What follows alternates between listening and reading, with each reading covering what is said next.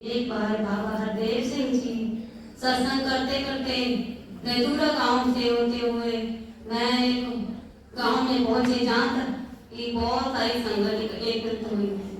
सत्संग जी वहाँ पर संतों का बहुत प्यार देखने को मिला, पर बाबा जी बहुत खुश होके उनसे आगे बढ़ते हुए विचार कर रहे थे। सत्संग जी विचार होने पर बहुत सारे महापुरुष सुन रहे थे।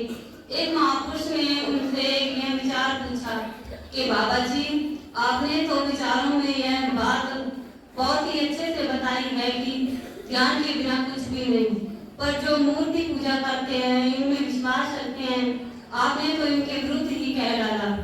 तो बाबा जी ने कहा, जब गुरु भी पैगंबर इसके बारे के विरुद्ध नहीं जा सकते तो मैं कैसे जा सकता हूँ। वो फिर टोककर पूछने लगा, बाबा जी ये कैसे। बाबा जी ने कहा, जो इनमें विश्वास रखते हैं उन्हें गुरु की प्राप्ति नहीं है, उन्हें पूरा ज्ञान नहीं पता, इसलिए वह उनमें ही उलझ कर रह जाते हैं, वहीं पर बैठते हैं जिनकी पूजा करते हैं। इसलिए हमें अच्छे ज्ञान की जानकारी होने के बावजूद भी हम उनमें उलझ जाते हैं, क्योंकि हमें गुरु की प्राप्ति नहीं है, हमें उनकी पूरी जानकारी नहीं है। तो फिर वह महापुरुष से पूछते हैं कि बाबा जी, हमें जानकारी के लिए कोई गुरु या कोई महात्मा चाहिए, वो हमें कैसे मिलेगा। बाबा जी ने कहा है, ढूंढना तो पड़ेगा ही, क्योंकि शर्त है, उठ फरीदा सुतिया दुनिया पालन जा, मत कोई तीने बख्शिया तुम ही बख्शिया जा।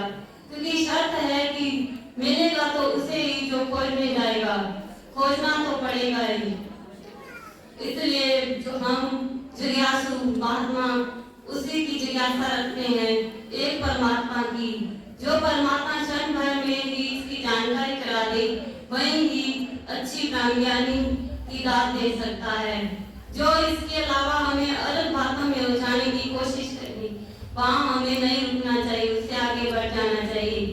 सत्संग जी, जो अच्छा ब्रह्मज्ञानी होगा वही हमें इसकी दात करवा सकता है, इसलिए उस ब्रह्मज्ञान महात्मा को ढूंढना चाहिए।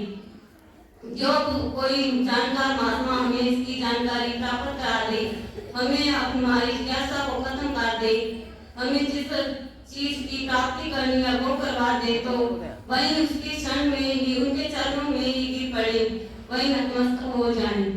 सत्संग जी फिर महात्मा जी आगे बढ़ते हैं तो वहाँ पर पूछते हैं कि हमें एक गांव में जाते हैं तो वहाँ पर भी कुछ महात्मा ऐसे ही होते हैं जो पूछते हैं कि सतगुरु जी, हमारे पास सब सुविधाएं हैं, सब आज के जमाने की हर चीज हमारे पास है, तो हमें ज्ञान लेने की क्या जरूरत है।